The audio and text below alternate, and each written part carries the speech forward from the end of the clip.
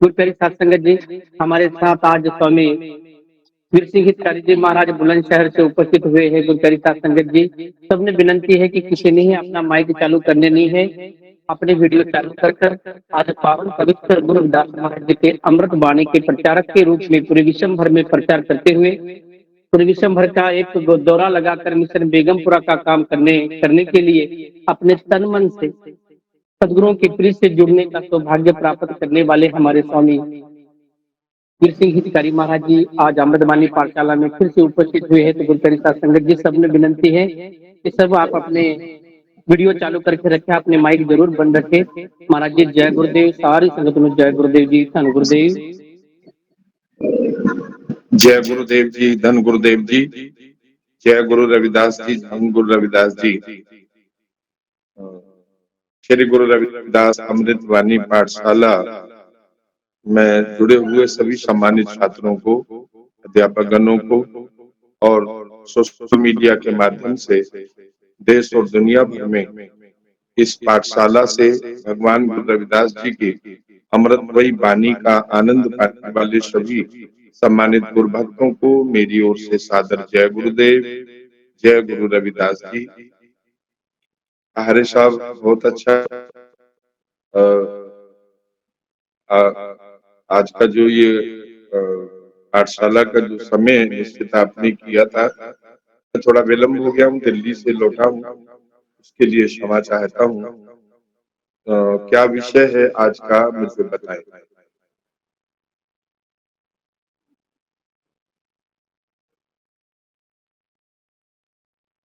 मेरी आवाज आप तक आ रही है? जी जी आ रही है। विषय अमृतवाणी पे ही महाराज।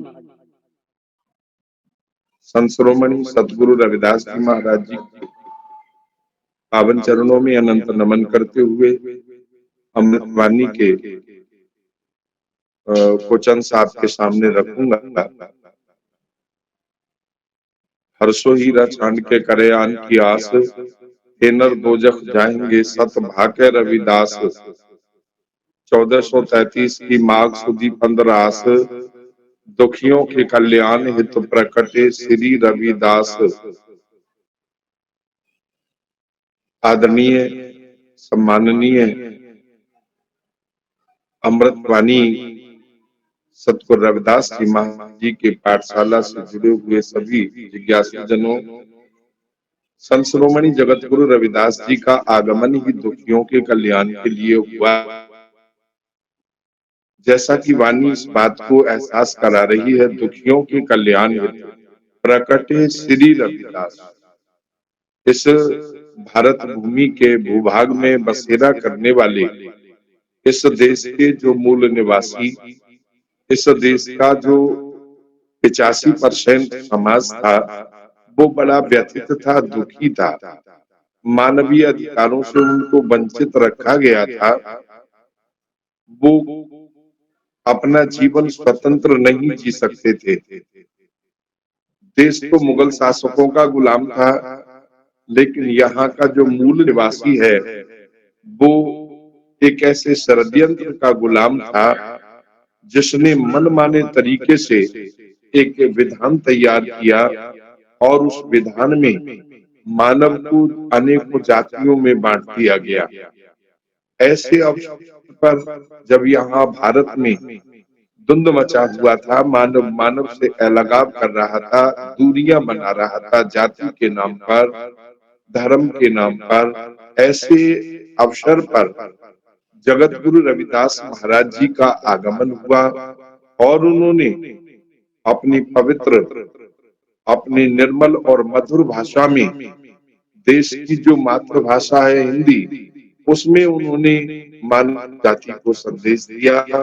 हरीशा हीरा छांड के करे आन की आस। वो परमपिता परमेश्वर जिसको अनेक नामों से पुकारा गया है, अगर हम उस परमात्मा को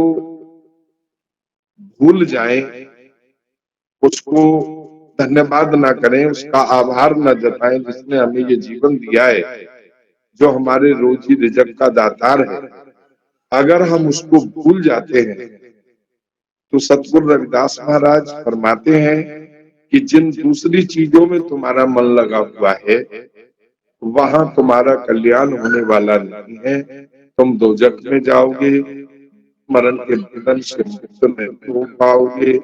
इसलिए सबसे पहले अपने जीवन का एक लक्ष्य बना लीजिएगा।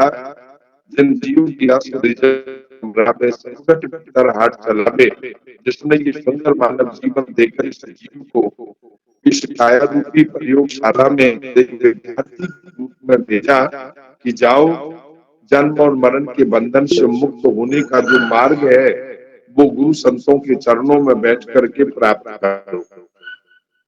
गुरु संतों के चरणों में जब आप बैठेंगे तो तब वो सतगुरु रविदास महाराज के अमृत वाणी का वो महामंत्र आपके सामने लाते हैं जो जन्म मरण के बंधन से इस जीव को मुक्ति प्रदान करता है। यहाँ कोई धोखा नहीं है, कोई किसी प्रकार की कल्पना नहीं है, वैज्ञानिक तथ्यों पर आधारित सतगुरु रविदास महाराज जी की अमृत वाणी जिसकी पाठशाला बना करके बहुत उपकार पूरे मानव जाति पर हमारे सतगुरु स्वामी निरंजन दास जी महाराज, राष्ट्रीय अध्यक्ष श्री सुखदेव वाघमारे और इस मिशन से जुड़े हुए सभी आदरणीय पूजनीय संतजन सभी और हुए सभी सम्मानित छात्र और छात्राएं, सतगुरु जी ने ये बात कही, सहज समाधि उपाध रहत उन बड़े भाग लिव लागी, कह रविदास प्रगास दर जन्म मरण है भागी। जन्म और मरण का जो भय है, डर है, क्योंकि कोई मरना नहीं चाहता।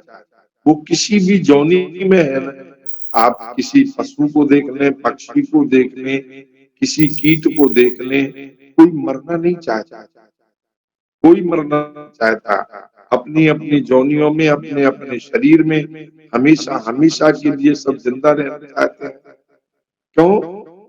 जन्म और मरण का जो बंधन है, जीव उसमें जाना नहीं चाहता, लेकिन इसके पास में वो तरीका नहीं है, रास्ता नहीं है जिससे ये बच सके। तो भगवान गुरु रविदास जी महाराज जी ने हम कलियुगी जीवों पर ये दया करी, ये उपकार किया। उन्होंने हमें सहज समाधि का मार्ग, जिसको तथागत बुद्ध ने विपස්සना कहा, सदगुरु कबीर साहब ने साधना कहा, उसको जगत गुरु रविदास जी महाराज सहज समाधि कहकर के पुकार रहे हैं। यानी अपने आप को अपने आपे में जानने का नाम समाधि है, अंतर्मुख होने का नाम समाधि है।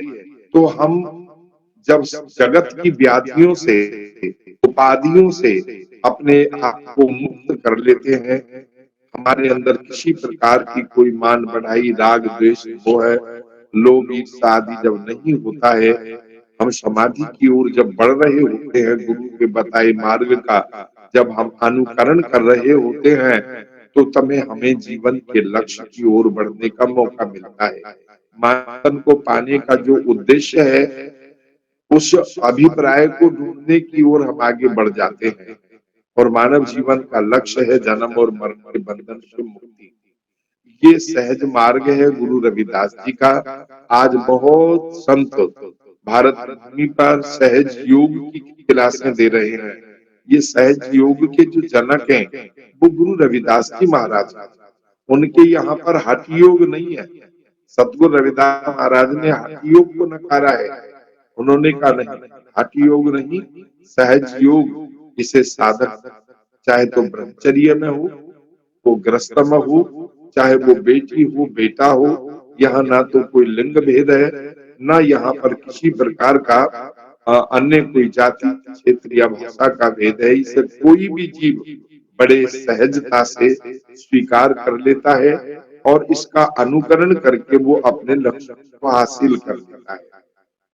मैं ये अपेक्षा करूंगा अमृतवाणी पाठशाला के सभी सम्मानित छात्रों को, क्योंकि हमारा जुड़ने का फायदा तभी होगा जब हम वाणी को पढ़ रहे हैं, पढ़ने के साथ साथ उसको ग्रहण भी करें।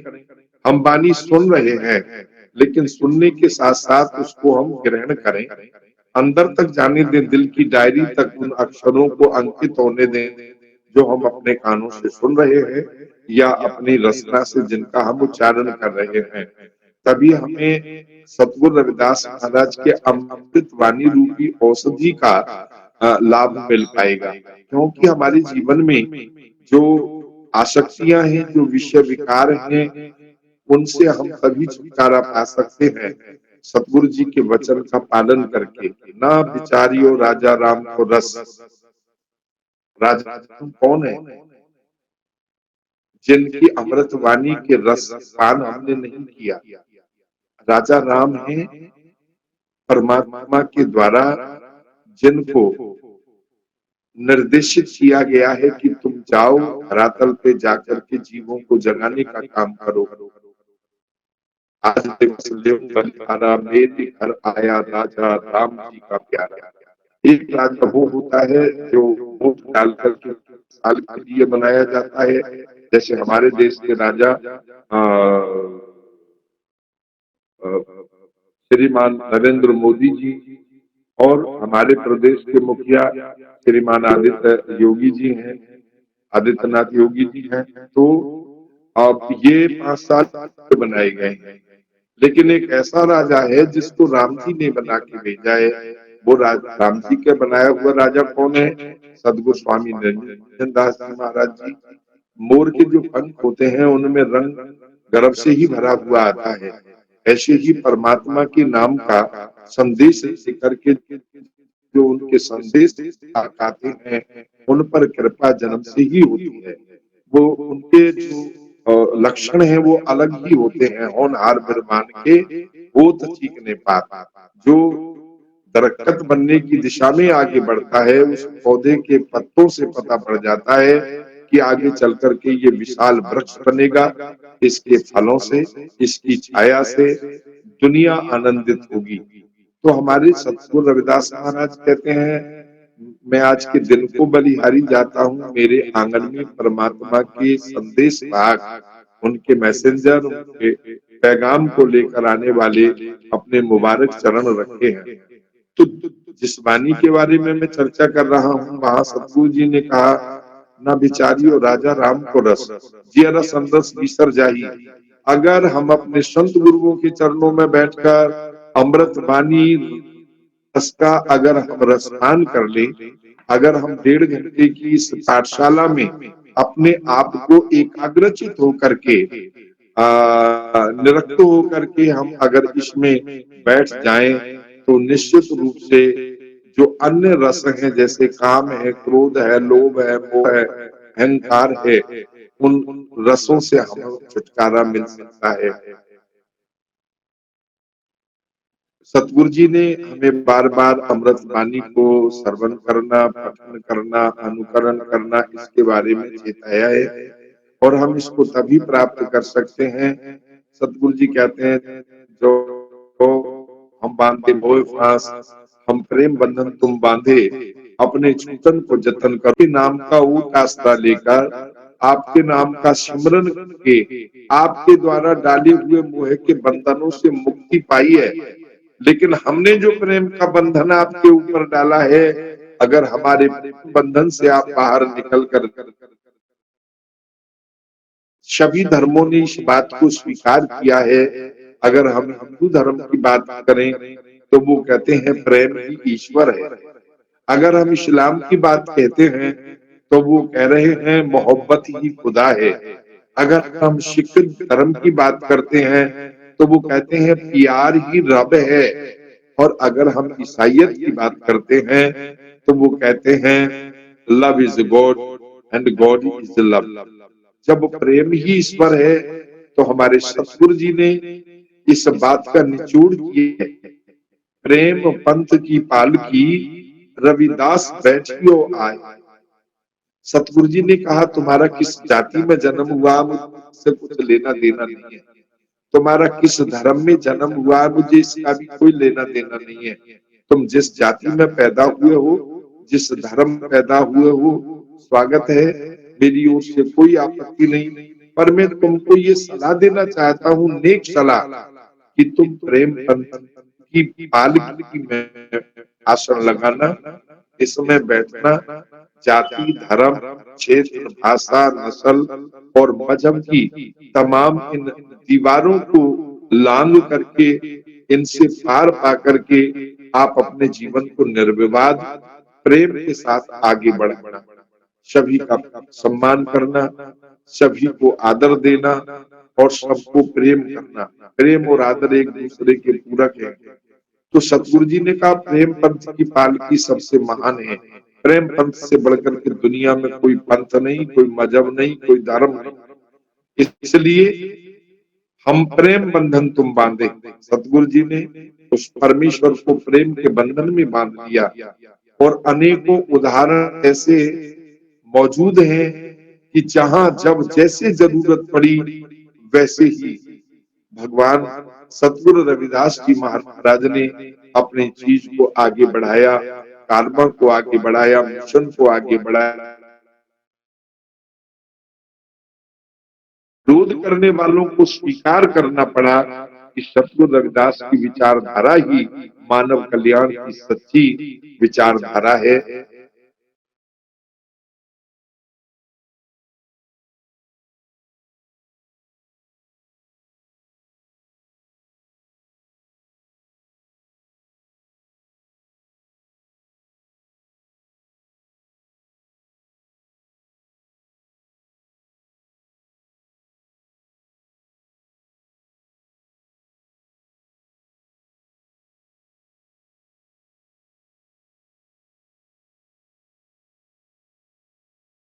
समाधि का मार्ग अपनाकर, स्वाध्याय का रास्ता अपनाकर हमने तो उस मोह के बंधन से मुक्ति पा ली है।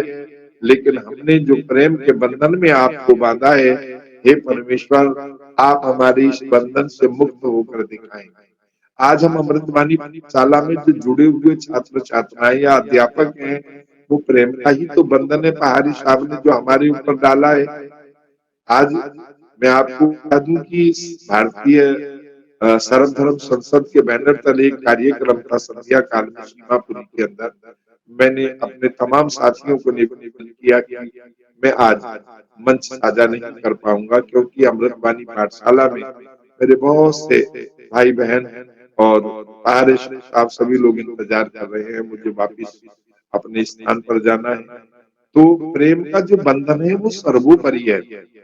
माधवे जानत हो ऐसी तैसी, अब कहा करोगे ऐसी, तुम जो नायक आछो अंतर्जामी।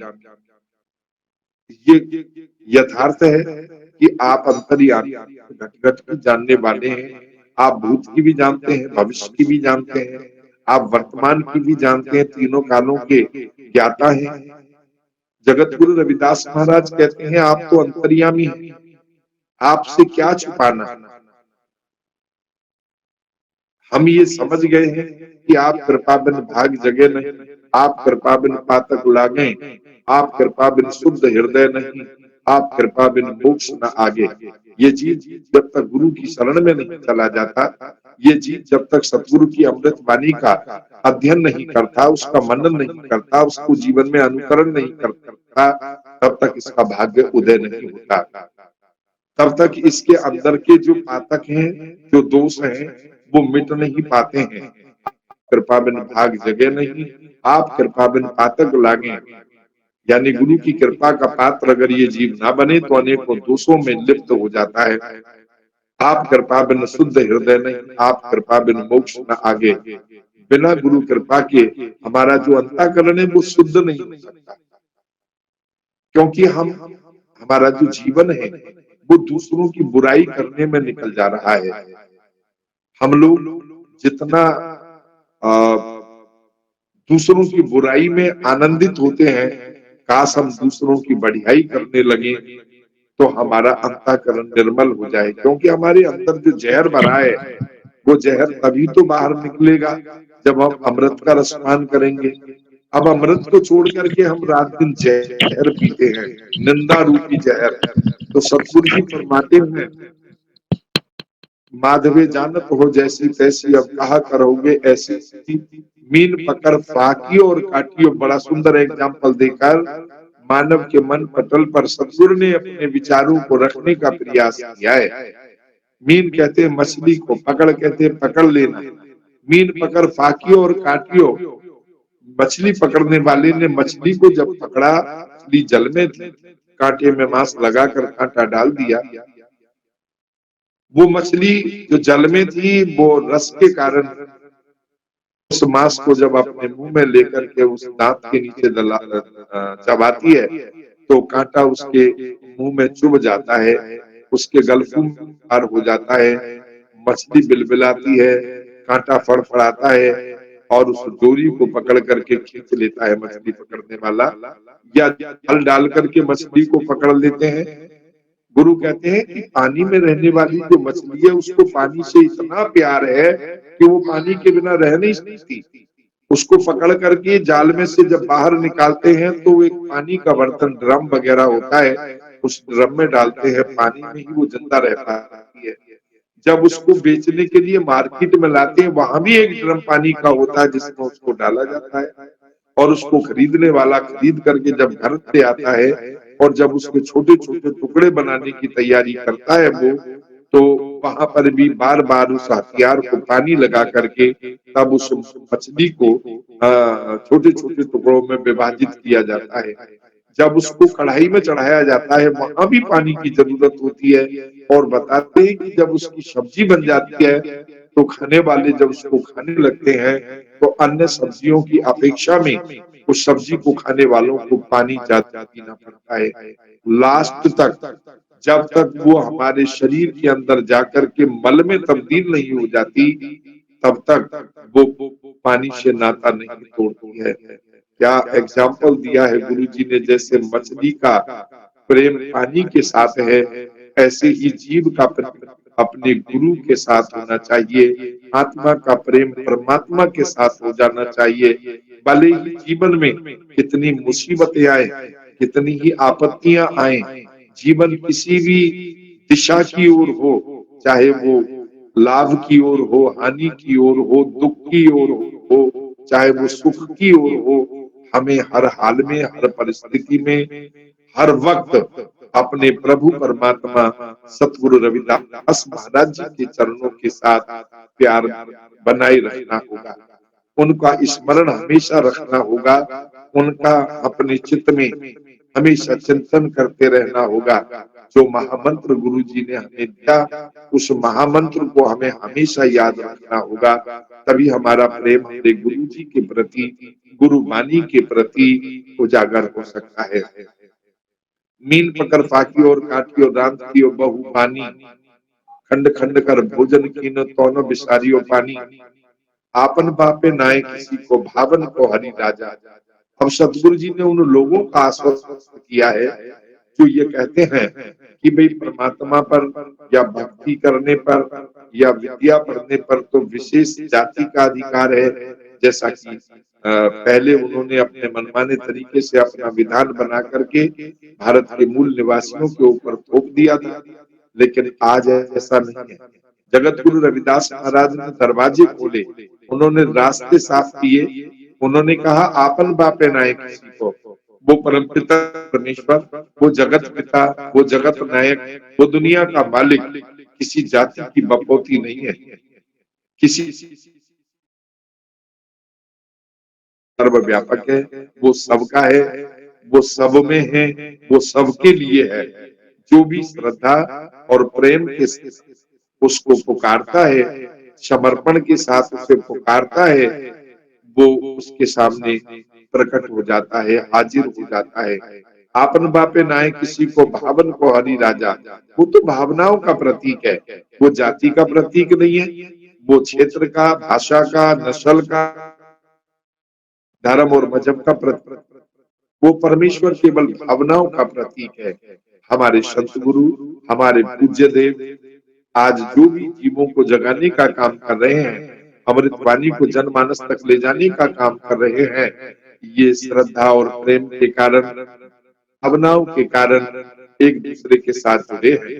तो भावनाएं प्रबल रहनी चाहिए, प्रेम का जो भाव है वो सर्वोपरि रहना चाहिए, बाकी सब चीज नीचे, सर्वोपरि प्रेम। इसको हमें लेकर के चलना होगा। आपन बापे नाय किसी को भावन को हरि राजा। वहीं संत के मन पटल पर राग द्वेष और मोह ये अपना सन लगाए बैठा हुआ है, जिस कारण प्रेम के पंथ में रुकावट आ जाती है। हमारा मन किसी को बहुत प्यार करता है, बहुत चाहता है, इसको कहते हैं राग। हमारा मन किसी से बहुत नफरत करता है, बहुत ईर्ष्या करता है, बहुत घृणा करता है, हर वक्त उसकी बुराई करता है, इसको कहते हैं ईर्ष्या।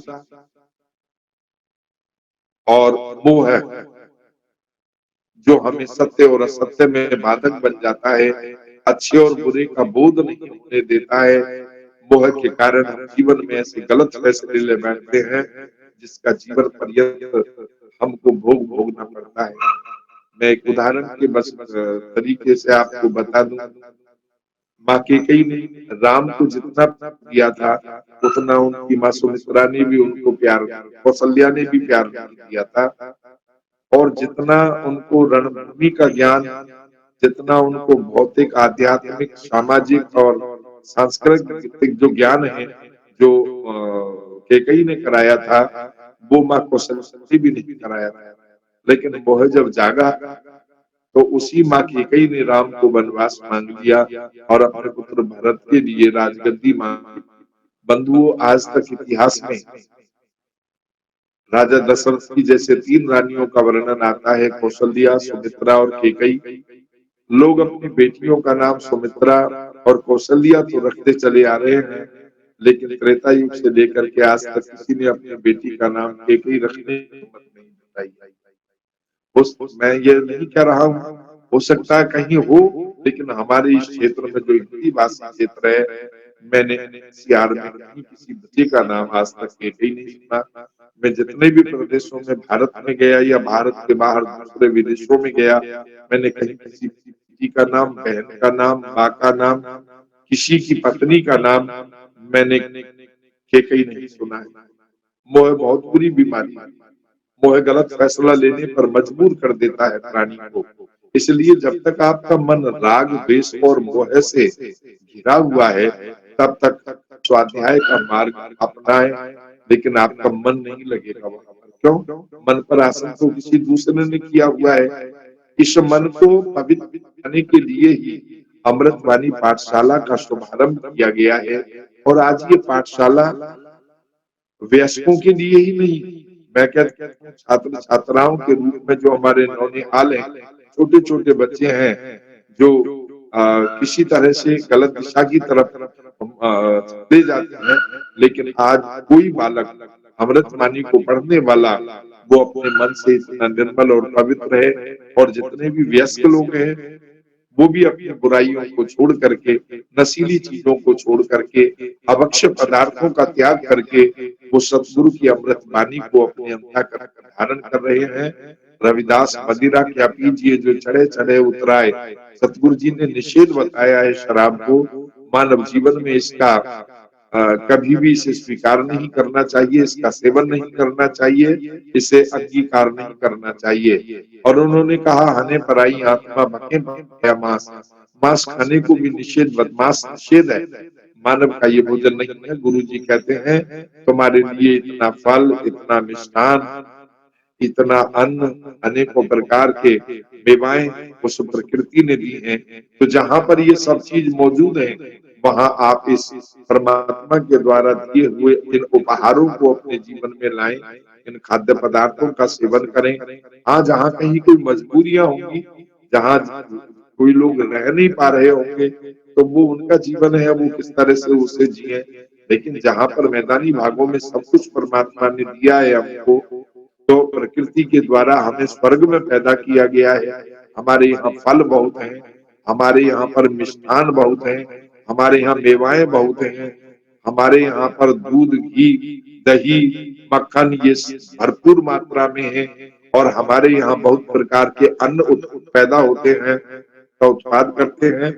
तो जब ये सब चीजें हमारे लिए शुद्ध और सात्विक मन बनाने के लिए तैयार हैं, तो फिर हम लोग अभक्ष्य पदार्थों का सेवन ना करें, हम मांस ना खाएं, हम शराब ना पिएं, हम चोरी ना करें, हम हिंसा का मार्ग ना अपनाएं, नीच नीच कर मारे जानत ना है नदान, सबका सृजनहार है रविदास एक भगवान।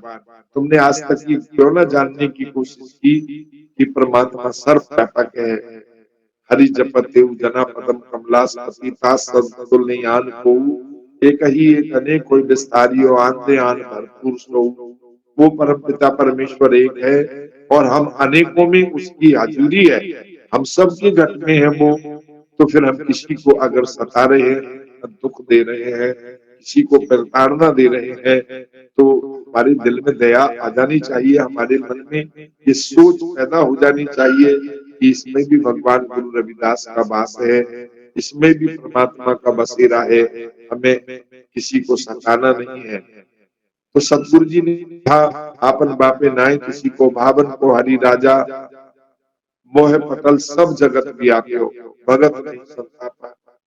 मोह ने सारे संसार के लोगों के मन को अपना गुलाम बना लिया है।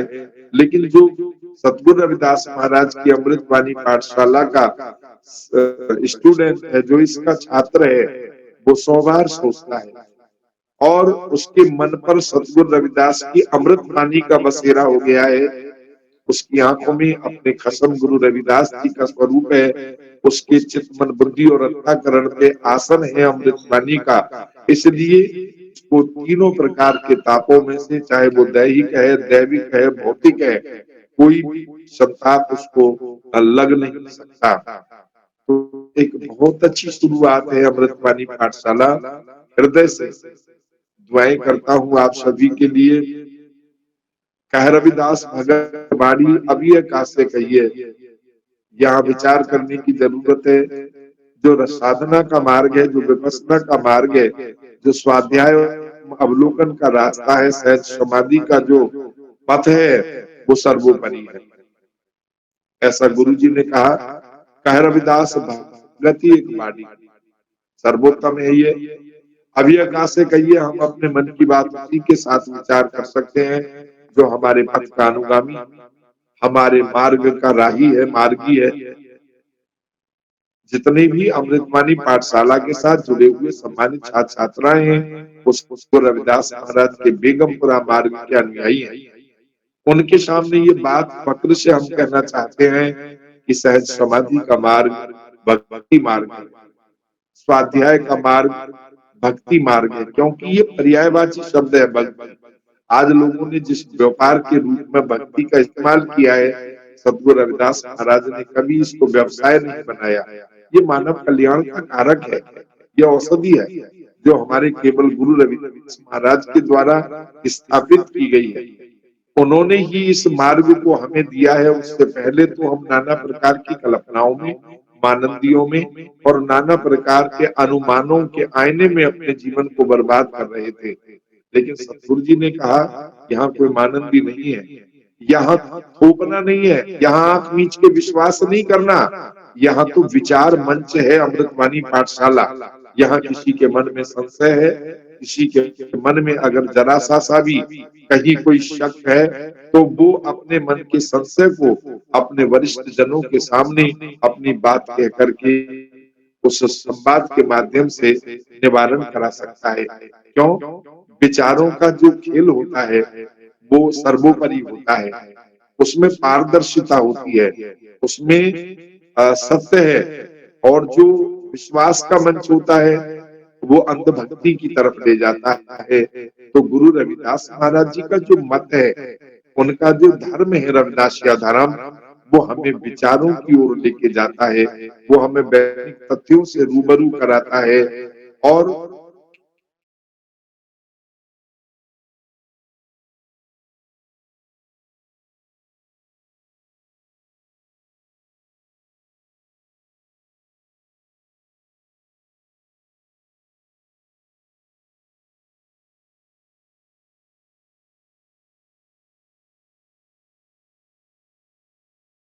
उनके सामने जोत जगाते हैं, आरती पूजा करते हैं, धूप जगाते हैं, लेकिन कर्मों के खेल जब उनका देखा जाता है, ना उन्होंने काम पर काबू पाया, ना क्रोध पर काबू पाया, ना लोभ और मोह पे काबू पाया, ना अहंकार पे काबू पाया। उनकी गतिविधियां वही हैं जो गुरुमुख होने से पहले थी उनमें कोई बदलाव नहीं आया।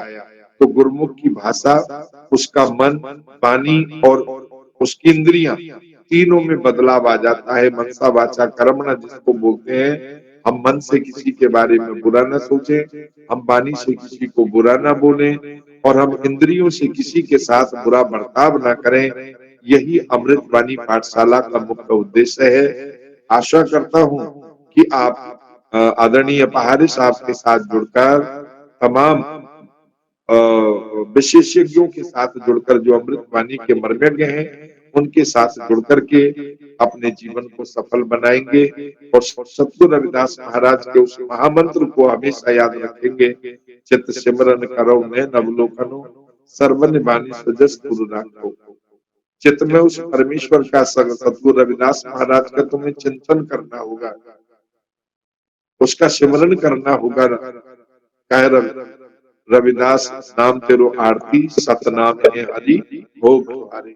सतनाम गुरु रविदास जी के द्वारा दिया हुआ गुरु मंत्र है।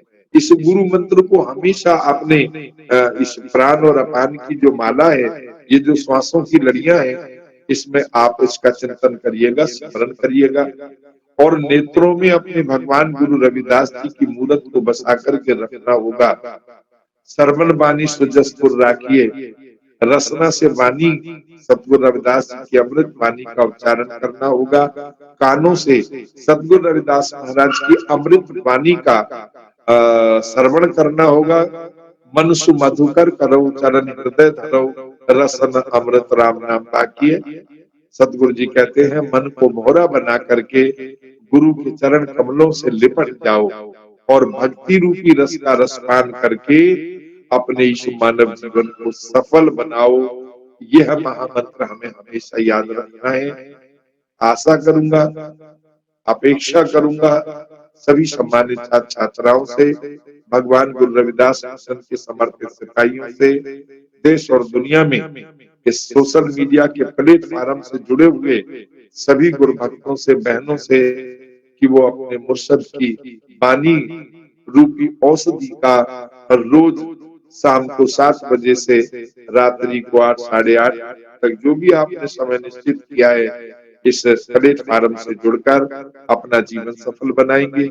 आप अपना जीवन खुशियों के साथ जिएंगे और दूसरों को अमृतवाणी पाठशाला के साथ जोड़कर उनकी खुशियों के दातार के रूप में उनका सहयोग करके आप अपने इस जीवन को सफल बनाएंगे।